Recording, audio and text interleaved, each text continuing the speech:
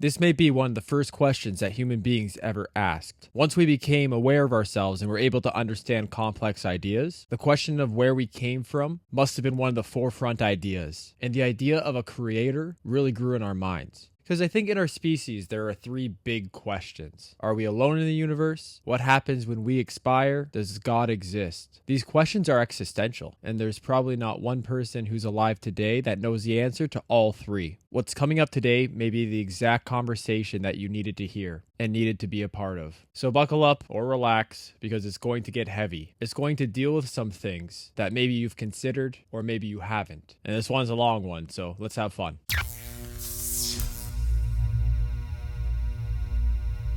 So welcome back to the Fractured Machine Show. I am Matt, and thank you again so much for joining me. This question may not be necessarily a simple yes-no answer. It definitely is not simple. So we're going to have to look at it from multiple different perspectives and present arguments and counter-arguments for each side, because there's two schools of thought. It's either God is real or God is not. So we'll start with the evidence for if he is real. And obviously, if I could think of any counter arguments, I'll present them to you immediately after the point is made. And I mean, we're going to have to connect the dots a little bit too, because these arguments are just what we understand right now. If you go back 2,000 years, or maybe even not that long ago, the evidence would be different. That to say that in a couple thousand years, all of what we talk about might not be relevant. So there's going to have to be some extrapolation, philosophy, and grace, especially between our logical and emotional perspectives. The Big Bang is one of the best current explanations to the origin of the universe. It answers a bulk of how we got here and is actually supported by science. However, a law of the universe that we can recognize here is that everything must have a cause. The universe functions on cause and effect. So the Big Bang would require either an uncaused cause or an unknown variable, especially when considering where the material came from, because the idea of the Big Bang is that everything that is material in our universe and even non-material was confined to an area about the size of a pinhead. And as far as what's outside of it, how it came to be, it's unknown. That's something that science might take a long time to figure out, if it can figure it out. But this to say that the Big Bang is still a leap of faith. And briefly, there is another concept that circumvents the explanation of a cause-only relationship, and it's known as teleological. It views the explanation of the phenomena by their ends, purposes, or goals. That's just us attempting to find another solution instead of the cause effect. Now I'm going to touch on a concept known as intelligent design versus universal randomness right now. I'll mention it again later, but I think it's important for us to start out seeing statistics. Specifically for universal randomness, there are three more recent formulas. The first is from Nobel-winning physicist Sir Roger Penrose, where he calculated the probability of the Big Bang occurring. And he viewed a lot of things, but specifically the probability of the universe's initial conditions arising by pure randomness. And I'll put the equation right here. P equals 10 to the negative 10 to the 123. This is so close to zero, it might as well be zero. And therefore, it might as well be impossible. So this suggests that there is a cause, and it more than likely isn't a random occurrence. Going to July 2025, Robert Andres attempted to quantify the probability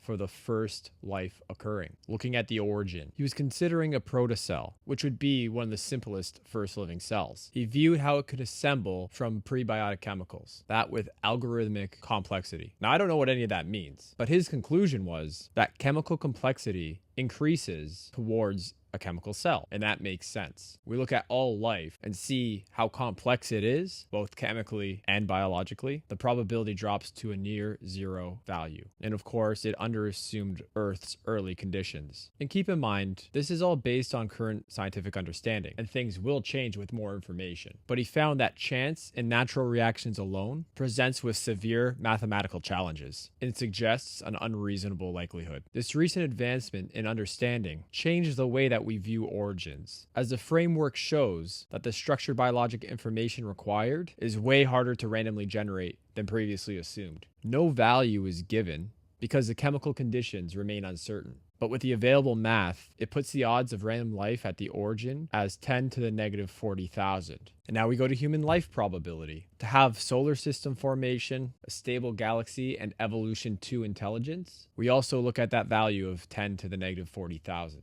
Andres in 2025, his work shows that the barrier is in algorithmic complexity, not just randomness or chance. So the probability is between 0 and 10 to the negative 10 to the 123 and 10 to the negative 40,000. Now there are caveats, because if the universe is truly infinite and there's multiverse and it goes on forever and ever and ever, then yeah, it doesn't matter how close that this probability is to 0. Eventually, it's 100% certain that life will form. And, we just happen to be in the one where it worked. So these parameters would lend reasonability to intelligent design, despite there being no way to test it. In case you don't know, the argument for intelligent design is that all the systems within follow this natural order, which can suggest creation of these larger systems. We take the Fibonacci sequence, for example, is a commonly referenced point to the natural law or system, which exists on multiple layers throughout the universe, from cells to flowers like sunflowers to spiral galaxies. It is present, and it does appear to be following a natural law. And now the counter to that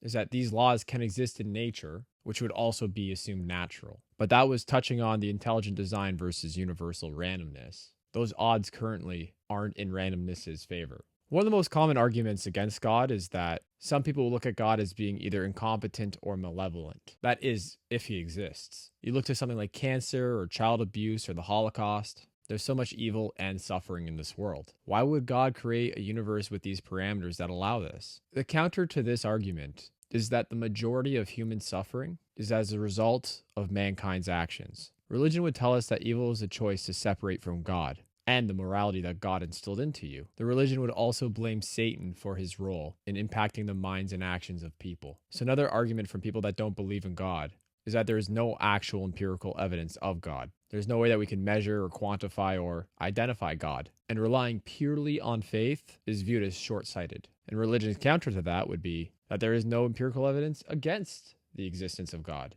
Another argument against is that there are scientific theories which explain complexity without the reliance on a creator. You look at evolution, the multiverse, quantum fluctuations, those all explain that point. The religious counter is that nothing in those theories go against God. If God could create everything, then it's considerable. He could create the mechanisms of those findings. And the last best argument against God is Occam's razor, which suggests that natural explanations are easier to explain. The religious counter to that is that God is quite easy to explain. I mean, at least the idea of God, and that natural law would simply be improbable. So far, both sides aren't that convincing. Both sides make good points, but they both make good counter arguments. And they both operate fundamentally on faith, with not just the origins, but also the conclusions. One of religion's arguments is that there hasn't been really anything that's been disproved. There have been no archaeological findings that disprove God. There also hasn't been any evidence to disprove a single Bible entry or historical claims which has ever been found. Now, the reason I bring up the Bible is because that's one I know that has been severely scrutinized lately. Places, kings, events that once were all called myth have been proved by inscription and digs. Now, the skeptic's counter-argument to that would be, that may be true, but it doesn't mean we can't find something. Furthermore, many entries of the Bible appear to be myth, metaphorical, or legend, and those specifics have not been proved yet. Another counter-argument would be that some events lack direct evidence and contradict or conflict with earlier timelines. Look to Exodus. 6-day creation? That doesn't seem likely, but the religious counter is that humans are viewing 6 days as a time frame what we know it for. It might not be God's standard, and the number could simply be a placeholder. Look, the Bible isn't a scientific book, neither is any other religious text. But historically, the core of it has held up remarkably well, especially under the scrutiny. I want to talk about near-death experiences for a second. Because if we're talking about God, we have to consider about the afterlife. And if the afterlife is real, then is it related to God? So what are near-death experiences? Well, it's when somebody experiences what's called a cardiac arrest. So their heart stops. And your heart is needed to pump blood throughout your body. The blood carries nutrients and oxygen. Oxygen feeds all the organs and cells in your body. So when your heart stops, there is still a small window where resuscitation can occur. But as the timeline pushes forward, the chances of you being resuscitated are less and less because your body can be permanently damaged. Because without oxygen for a long period of time, or even a short period of time, that's when real death occurs. So with near-death experiences, yes, they were dead in that their heart stopped beating, and that if these resuscitation measures are being completed, you have CPR, which attempts to beat the heart for you. You have advanced cardiac life support medicines. You have somebody ventilating you, so you're getting oxygen. But with near-death experiences and your heart stops, something miraculous kind of happens. And this was a study done in 2025, 2026. It was known as the AWARE studies, where they found that 13 to 20% of the people that experienced near-death experiences, so again, that's people that have had their heart stop and then they were brought back, report seeing a vivid and structured experience while they were clinically dead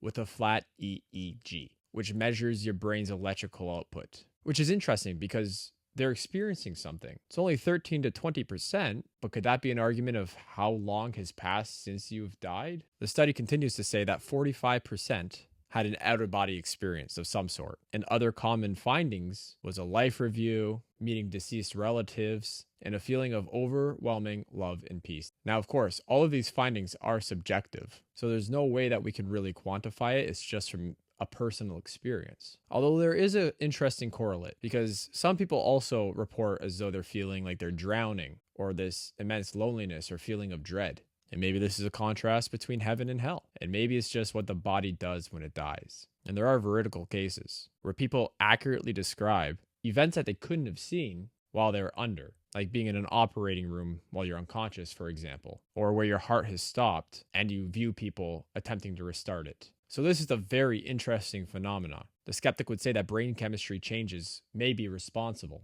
At the moment of your heart stopping and things beginning to go into action, there is a gamma wave surge. And then with oxygen deprivation and dimethyltryptamine release, people may experience or see things that we don't fully understand yet about our brains. Because there's a lot that we don't know about the brain and its interactions. Not yet, at least. So near-death experiences don't prove or disprove heaven and God, or the afterlife, but they're hard to dismiss as mere hallucinations. The question that we arrive to at the conclusion is consciousness more than brain chemistry? I'll have another video on consciousness sometime soon, but for now, we'll leave it at that. Here are some more statistics. In 2025, Gallup and Pew, or PEW, gathered data from the American people.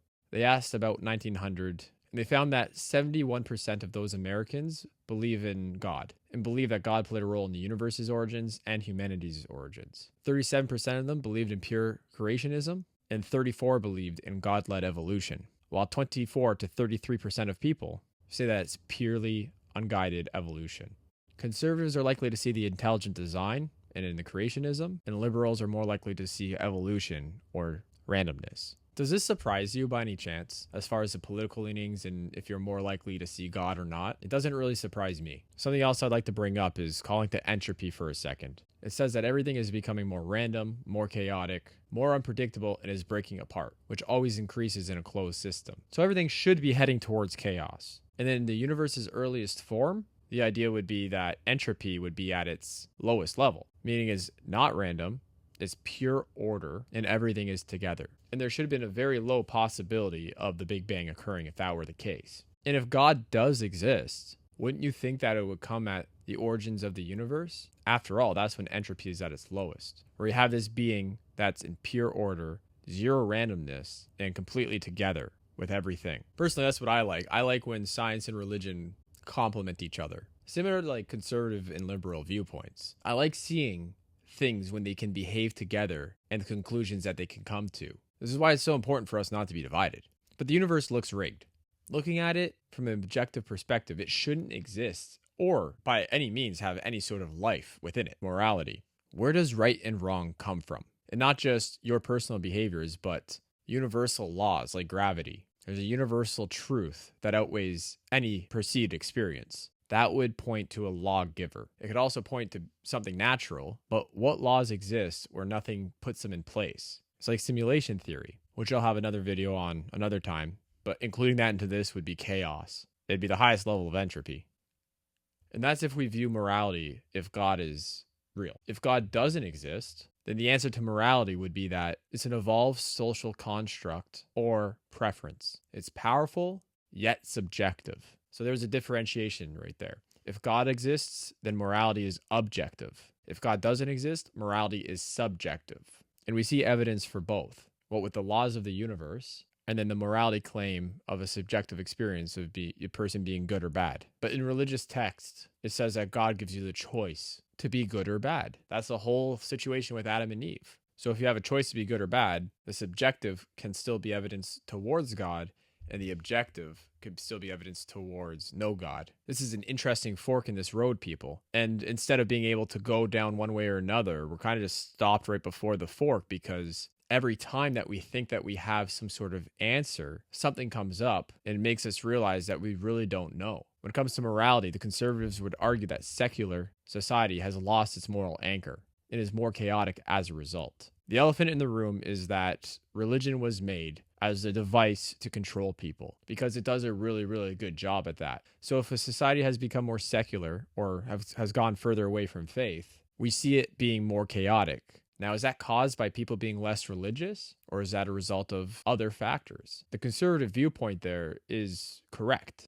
Things are getting more crazy, and we have lost our base with religion, where when people were more religious, there was a lot less chaos. Maybe that's because people need something to believe in. Otherwise, these questions of doubt and existential dread creep into your psyche, and you begin to lash out trying to find meaning. That's why a lot of reports say that typically conservatives who are religious tend to have less mental health issues. And I'm not saying people that aren't religious have a lot of mental health issues or any mental health issues. All I'm saying is just consider for a second that if you believe that certain questions are answered, like what happens when we're no longer alive, then in general, you're going to be more calm. Because deep down, I think we are all not necessarily afraid of dying, but we're definitely all unsure of what happens after we die. Do we go into the universe and experience everything that we could ever imagine?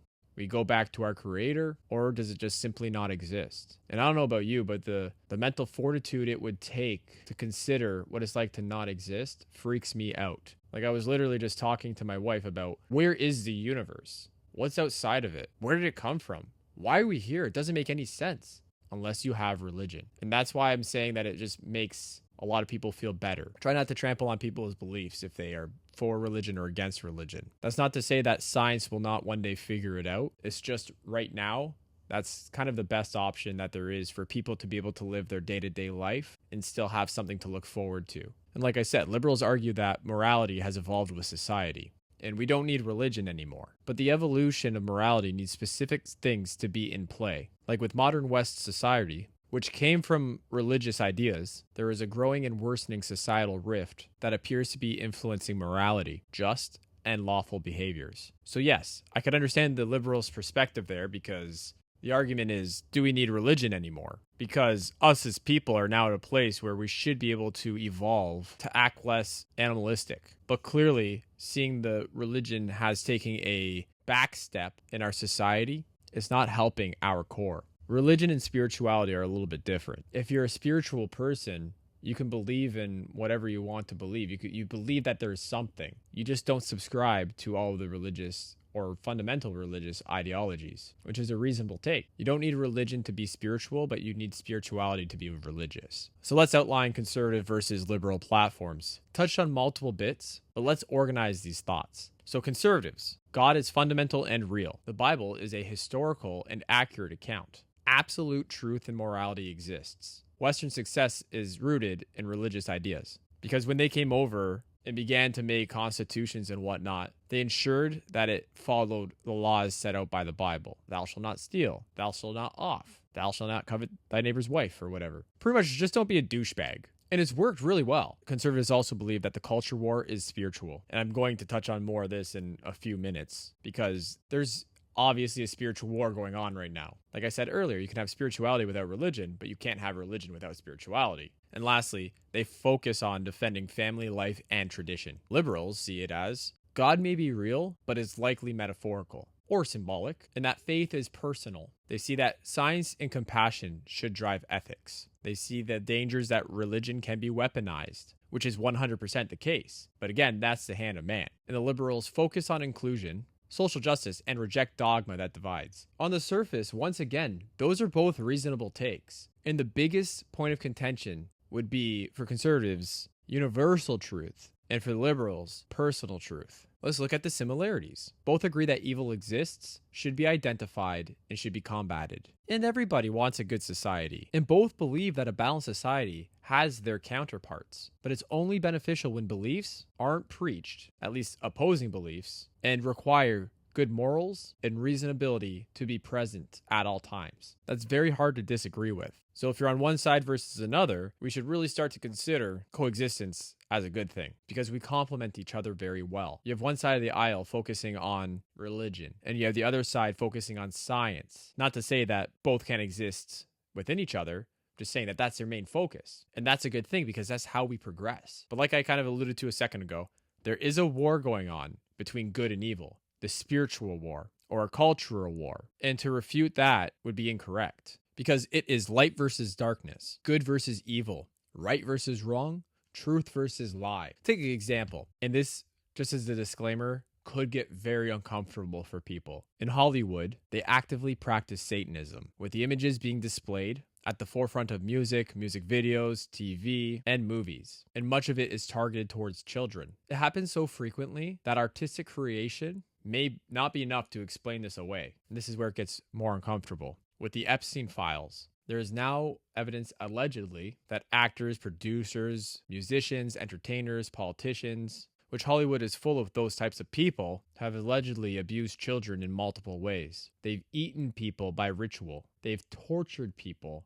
and sacrificed people. Now, this is all alleged, but that has got to be some of the darkest, evil, and wrong and most horrible things that the human brain can really ever fathom because these people are so vulnerable and that these elites think that they can do that. And the actors and producers and entertainers, they're all getting away with it. But I can see them doing it as a rite of passage or as blackmail. If you do those kinds of things, I just don't want to think that somebody would have that in them to do that themselves on their own volition. But maybe blackmail, because if you have somebody who's blackmailed, they're compliant, whether it be with pushing narratives or hypnotizing youth and adults alike to think a certain way or be distracted or what have you. And then there's that term that's like, you have to sell your soul to Satan to make it an entertainment. And I think we just figured out that that is a real sentiment. And it seems that it was just proven. In the mainstream entertainment, like music and TV and movies and talk shows, all seem to be connected to the mainstream media propaganda machine because all of them alike will push violence, they hypersexualize, they encourage occult themes, and they mock faith. That's where I begin to wonder. Seeing all of these things has really made me have to refocus my beliefs and my attention. Seeing these horrible things happen and kind of feeling helpless, but at the same time, see it being generated at a large scale. Evil undoubtedly exists and it's present and it's trying to take you under. In general, music, sitcoms, and movies seems to be desensitizing viewers to these notions which destroy morality. And is there any better way to get these messages out there than have it sent directly to your TV while you're at home and you're in a relaxed state where you can be very susceptible to these things? And again, I look to be devil's advocate, no pun intended, but this just happens so frequently that we can't just write it off as artistic creativity. Now, whether you see it as literal demons or obvious cultural decay, most people can draw the line when it comes to seeing what's morally wrong. And if you agree with me, do what I do. Turn off Hollywood and its affiliates. Stop watching and focus your attention elsewhere. And if enough of us do it, then they're going to be forced to shift. Because if watching or consuming this entertainment is like feeding the beast, whether that be Satan or the Hollywood machine, it's time to let that bitch starve. So there's a lot of division, a lot of points of contention that I brought up today. How do we mitigate these divides? Stay humble, because we don't have all the information, and you might not until the day that you expire. So treat everybody as though they're traveling through life, doing what they believe is right, and believe that you're doing the same. But we all start in the same spot of not truly knowing, and instead operating on faith. Because whether it be science or religion, or a hybrid, we are all operating on faith. Another mitigation strategy would be to stay neutral, and say, well, I don't know 100%, and that's okay. That's good because you're being honest. Nobody knows 100%. Immorality exists. It feels so good to help people, and it feels so good to improve your morals. And this is something that a lot of people from every religion, including atheism, do. It shows that we're all capable of helping each other. So what we should do is we should come together with other good people and focus on correcting the evil in the world. And that's to say objective evil, not biased evil. Just want to clarify because everybody who makes a mistake is not inherently evil. And I know that evil is a word that's kind of tossed around a lot these days. And just because somebody says something that you don't like or does something that you don't like shouldn't mean that they are termed with the word evil, because real evil exists. And by calling somebody who's not evil, evil, What you're doing is you're making a mockery of those who are truly dark. And we should battle with those people, not each other. We could have interfaith dialogue that focuses on solving this real issue in ways that we can come to peace and harmony and coexist with each other, if possible. What we should all do is faster media and entertainment, like harsh music, movies, TV shows, biased news agencies, just for a little bit, just as a test, and see if your life improves and you become happier. Because these corporations are all trying to take away your attention, and we're complicit in giving them that. But what comes with that are these issues of where being complicit gets us. And we shouldn't like someone or something just because it's religious or just because it's not religious. Obviously, people are a little bit more complex than that. And personally, or locally, if you're curious, talk to the head of religious institutions. Talk to the atheist. See if they're all coming from reasonable places. See if all the messages are positive or negative. And I'm saying by objective means, if it's positive or negative. And follow up with independent research. I'm just trying to get all this information out there so that you can be the judge of what holds up to scrutiny to you. That's why there's arguments and counter arguments. But you'll never know unless you attempt to figure it out on your own. And once you do, your conclusions will become clear to you. Because folks, the real war isn't believer versus atheist, Muslim versus Jew, Catholic versus Protestant, black versus white, woman versus men, or any other of these divided groups. It is and always has been good versus evil. Because if we don't focus on that and we only focus on what separates us and we are always constantly divided, evil will win. And evil can't really ever win as long as there's still good in the world. And I promise you there is still good in this world, even if you do not see it. But we made it, people. And after everything, it's not 100% either way. If God is real, it's because he can be. But right now, we can't conclude if he is or not. We just have to look to our personal experience and make the best judgment call based on that. If God is real, though, you can see this amazing work everywhere. And yes, there's a lot of bad in this world, but there's a lot of good. There's a lot of beauty. And if he isn't, and we're all just here by randomness, that is miraculous. Both possibilities are miraculous, but all faith requires a leap. The healthiest stance is to be neutral, especially when it comes to the possibility of God. You look to agnostics. The healthiest stance is also to try to improve your morals, respect alternatives, and combat evil by spreading good into this world, because we need it. But drop into the comments what you think. I really want to hear what you think about all of this. Is there any life experience that you can share? What are your arguments for and against? What are your counter arguments? Is there anything that you've learned today? Because I'd love to see your thoughts in a comment, or you can always email the channel, thefracturedmachineshow@gmail.com.